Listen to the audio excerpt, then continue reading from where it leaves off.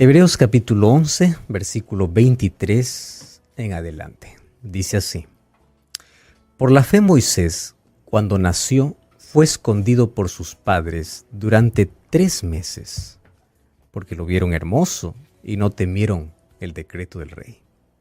Por la fe Moisés, ya grande, rehusó ser llamado hijo de la hija de Faraón, y eligió antes ser maltratado con el pueblo de Dios que gozar los deleites temporales del pecado. Consideró que el vituperio de Cristo es mayor riqueza que los tesoros egipcios, porque miraba el galardón. Por la fe dejó Egipto sin temer la ira del rey, porque se sostuvo como viendo al invisible. Por la fe celebró la Pascua y la aspersión de la sangre, para que el que destruía los primogénitos no los tocara a ellos. Por la fe pasaron el mar rojo como por tierra seca, y cuando los egipcios intentaron lo mismo, fueron ahogados. Muy bien. En estos versículos que nosotros hemos leído, vamos a encontrar la historia de uno de los mayores líderes que alguna vez la historia humana ya tuvo. Hablar de Moisés es hablar sobre el mayor líder que tuvo el pueblo de Israel y uno de los hombres con los cuales Dios hizo los mayores milagros. Fue con Moisés que el pueblo recibió maná. Fue con Moisés que agua salió de una roca. Fue con Moisés que el mar se dividió. Fue con Moisés que hicieron grandes conquistas y fue con Moisés que salieron después de 430 años de esclavitud. O sea, todo lo aparentemente imposible llamado en el Antiguo Testamento fue hecho bajo este periodo, bajo el liderazgo de Moisés. Fue Moisés quien dice la Biblia que pudo ver la espalda de Dios o el rostro de Dios, la gloria de Dios. Fue Moisés quien recibió de parte de Dios mismo las tablas de la ley escritas por el dedo de Dios. Él tenía una comunicación directa, una relación tan profunda. ¿Mas dónde aprendió eso? ¿Cómo es que llegó a tener una fe tan grande, a tal punto de hablar con Dios y hasta de cuestionar a Dios, o de suplicar a Dios, o de interceder a Dios por causa del pecado del pueblo, y que Dios pueda en un momento decirle: está bien, se hará como tú dices? ¿En qué momento Moisés comprendió o aprendió a hacer todo eso? Nosotros no podemos hablar de la historia de Moisés pasando por alto la historia de su nacimiento. Y en su nacimiento, la figura principal obviamente es la madre. Y junto a la madre obviamente es el padre, Amram y Jocabed. Una pareja simple y común. Sin embargo, ellos tenían una gran confianza en Dios, que ellos se atrevieron a hacer lo que pocos podrían hacer. Bueno, después de Abraham, el segundo hombre con mayor fe en el Antiguo Testamento es Moisés. Solo que la vida de Moisés es un milagro. La existencia de Moisés es un milagro, que comienza con la fe y la confianza de dos o de los padres que siempre confiaron en la providencia divina. ¿Qué hizo que Amram y Jocabed puedan tomar este tipo de decisión de ocultar o de esconder a su hijo cuando nació, cuando había un edicto del rey que todo aquel niño que muera o que nace pueda morir? ¿Qué hizo que ellos puedan ingeniarse? Y aquí yo veo dos elementos importantes que siempre vamos a encontrar en los mayores milagros y actos de fe. La fe siempre tiene que ir acompañada de una acción. Fíjate, Amram y Jocabed no dijeron: pues bueno, ya nació. Dios tiene un propósito, que Él vea cómo lo libra. No. Ellos dijeron así: Dios va a conducir, Dios va a guiar, Dios tiene un propósito para nuestro hijo, pero nosotros haremos algo. ¿Qué cosa hicieron? Tejieron una canasta. Una canasta. Allí lo colocaron brea por fuera para que el agua no pueda penetrar. y lo colocaron en el río Nilo bajo la supervisión de la hija mayor, que sería María. Ella estaba dando vueltas a la orilla viendo cómo su hermanito, el bebé, el menor, estaba flotando en el río. Ahora, qué interesante. ¿Por qué los padres hicieron eso? Por dos razones. Primera razón, porque ellos sabían que ese niño, como todos aquellos que Dios nos da, Dios tiene un propósito para cumplir. Cuando tú ves a tu hijo solamente como un ser humano más que viene a la existencia y no lo encuentras el propósito, tú no harás nada, absolutamente nada diferente por él o por ella. Pero si tú ves a ese bebé que Dios coloca en tus manos, con un propósito de Dios, tú vas a cuidar de él, amar de él, encaminarle a él y hacer todo lo posible, no solamente para que su existencia sea buena, sino para que éste pueda ser encaminado bajo el propósito de Dios. Si tú a tu hijo, en lugar de ver todos los sacrificios que haces, ves que estás educando a un Moisés, a un Elías, a un Josué, a una Esther, a una Ana, a una María, si en lugar de poder ver todas las desventajas, comienzas a ver que ahí está el futuro líder, el futuro presidente, ahí está el futuro. O sea, si tú comienzas a ver el futuro desde el presente, tú haces dos cosas. Crees que Dios tiene un plan y tú vas a hacer todo lo posible para que ese plan se cumpla. Y número dos, por la fe visualizas un futuro brillante para tus hijos.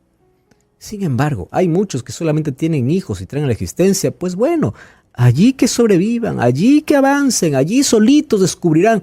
No, no se trata de eso. ¿Qué cosa vio Amram y Jocabed? Dios tiene un plan y ese Dios que tiene un plan lo va a cuidar, pero nosotros haremos nuestra parte. Su acto de fe fue tan grande que ellos desafiaron un edicto del mayor gobernante de la tierra. Ellos no estuvieron allí dudando. ¿Y qué tal si el río los lleva distante? ¿Y qué tal si viene una corriente mayor? ¿Y qué tal si la canasta se hunde? Fíjate una cosa. Ellos confiaron lo siguiente. Nosotros hacemos lo que nos corresponde, colocamos en el lugar que corresponde y el resto Dios lo hace. Dios es el dueño de las circunstancias, es el dueño del tiempo, es el dueño de las aguas. Él no permitirá. Está en sus manos. Es una fe que actúa. No es una fe solamente que suplica y clama. No, actúa. Y ellos colocaron esa acción bajo la supervisión de Dios. Eso es confiar. Dios tiene el control, pero yo voy a hacer mi parte. Y ahí está. Un día fue la princesa, la hija del faraón, a bañarse al río Nilo. El Nilo era considerado un dios para los egipcios. Por eso es que las 10 plagas va a herir a los 10 principales dioses de Egipto. Comenzando por el río Nilo, que era considerado un dios. Cuando la princesa va y escucha el llanto de bebé, que no fue casualidad, fue providencia de Dios, la princesa, ella no pensó de que ese bebé en el agua era un bebé hebreo. Lo que ella pensó es, mi Dios me está entregando un bebé para mí. Porque según los registros, probablemente la princesa, intentaba tener hijos, pero no conseguía. Al ver ese bebé en el agua, ella creyó que su Dios, el Nilo, le estaba dando un hijo, no por su vientre, sino él mismo lo estaba entregando por sus aguas. En escena aparece María, la hermanita que estaba vigilando, y ella de manera sutil, al ver la alegría, la expresión de la princesa al ver este bebé, le dice, qué bonito, ¿no te gustaría, ya que en el palacio no le va a gustar al faraón escuchar gritos de bebé, ¿no te gustaría que alguien lo pueda cuidar a este bebé que el Nilo te entregó? Claro, le dice ella, ¿tú conoces a alguien? Sí, yo conozco a alguien que puede hacerlo. Quien llega, quien entra en escena es la propia madre. Y a partir de allí comienza el legado de fe. La fe no se hereda, pero la fe puede ser herencia. ¿Correcto? O sea, la fe no se transmite por los genes. La fe no se transmite como parte de su temperamento. No, la fe puede ser la mejor herencia a través de un legado que los padres dejan. ¿Cuánto tiempo estuvo Moisés con su madre y su padre? Apenas 12 años. Edad suficiente. Fíjate una cosa, aquí está el principio. Los primeros 7 años se dice que son los años claves en la vida, en nuestra existencia. Todo lo que pueda suceder en los primeros 7 años va a determinar la formación de nuestro carácter, nuestras decisiones y nuestra vida.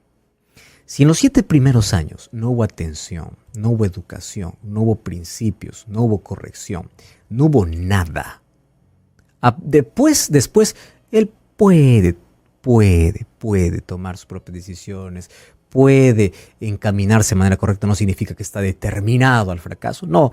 Sin embargo, los 7 primeros años son claves, es la base de nuestra formación completa.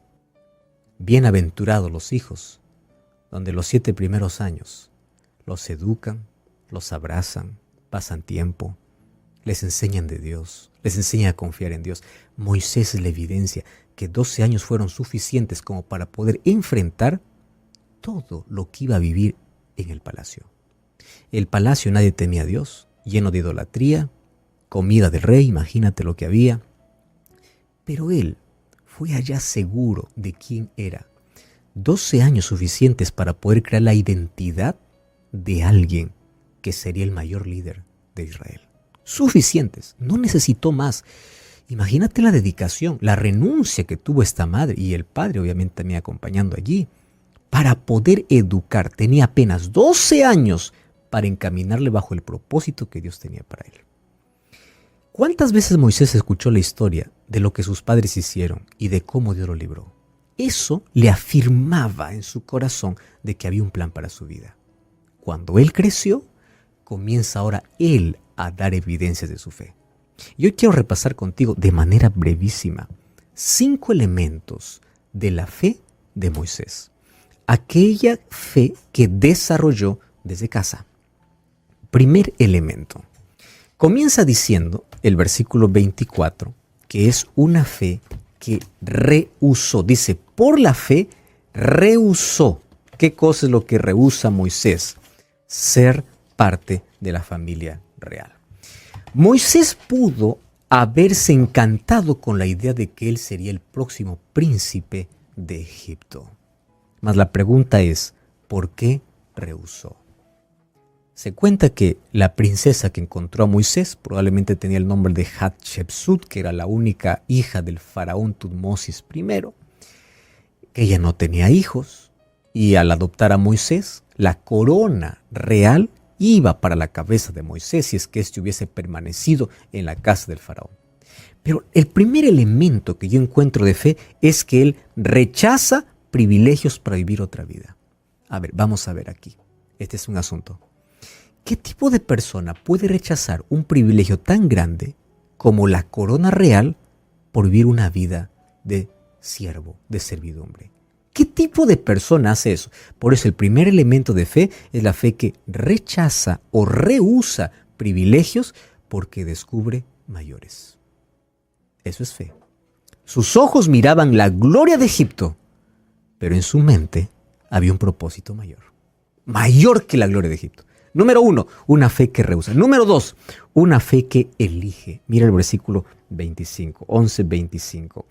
Por la fe eligió ser maltratado con el pueblo que gozar de los deleites temporales. Entonces, primero, rehusó.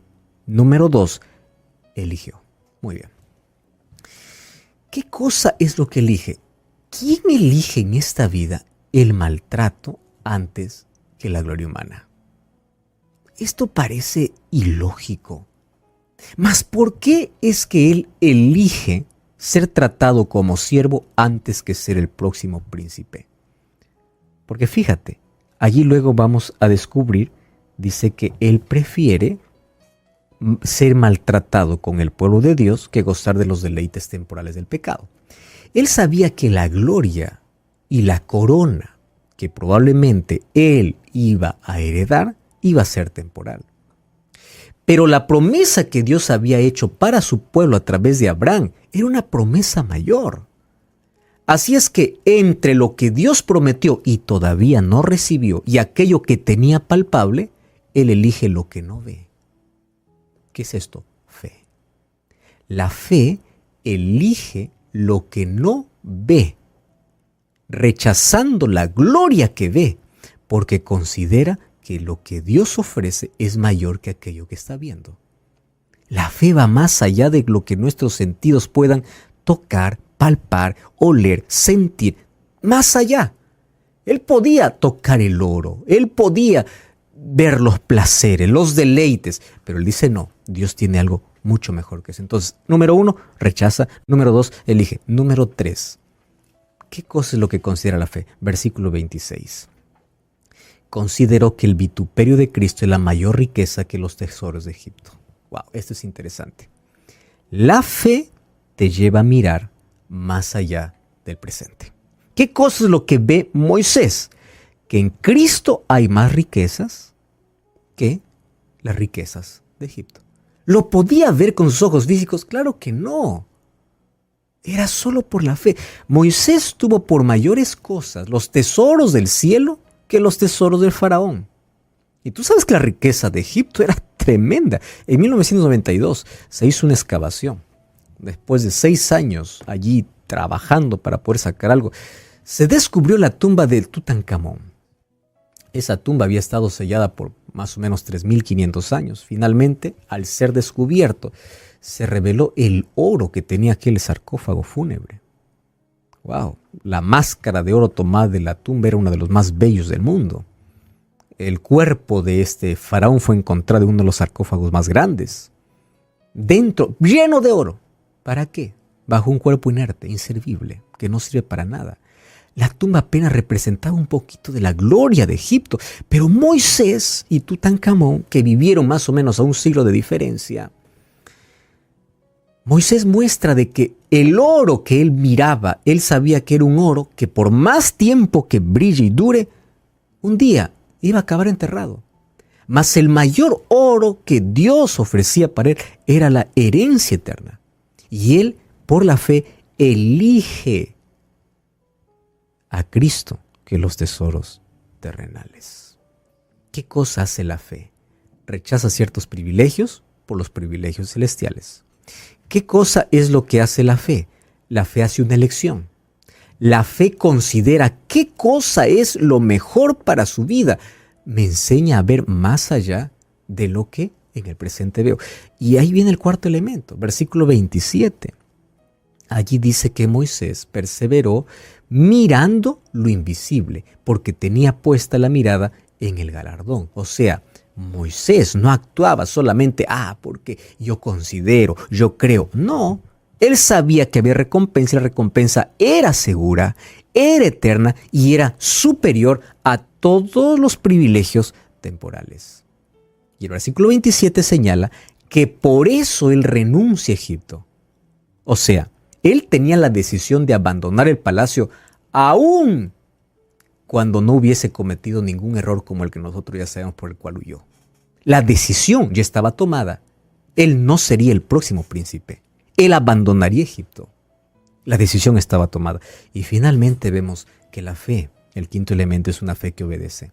Dios le manda hacer la Pascua, Dios le manda abrir el mar y él obedece exactamente como Dios le dio, creyendo. La Pascua lo hace en un acto de fe. Dice así, Dios lo libertará hoy. ¿Cómo, Moisés? Ya hay 9 intentos y parece que no. Obedezcan, hoy Dios nos libertará. Moisés, ¿qué hacemos? Estamos frente al mar, ¿cómo vamos a cruzar? Tranquilo, Dios va a estar guiando. La fe abre el mar, la fe mueve montañas, la fe hace que podamos ver lo que no vemos en el presente, rehúsa ciertos privilegios temporales para aferrarnos a las cosas celestiales, nos hace tomar elecciones correctas. La fe nos hace considerar qué es lo mejor para la vida y finalmente nos lleva a la obediencia. ¿Cuál es el resultado? Si Moisés hubiese llegado a ser el próximo faraón, probablemente luego se hubiese descubierto una tumba más de un cuerpo inerte que yace sin esperanza. Moisés supo elegir lo mejor. cuando vamos al libro de Judas, dice que cuando Moisés murió, se peleaban por el cuerpo de Moisés. Y finalmente sabemos que Moisés resucitó. Por eso es que en la transfiguración él aparece al lado de Jesús juntos con Elías.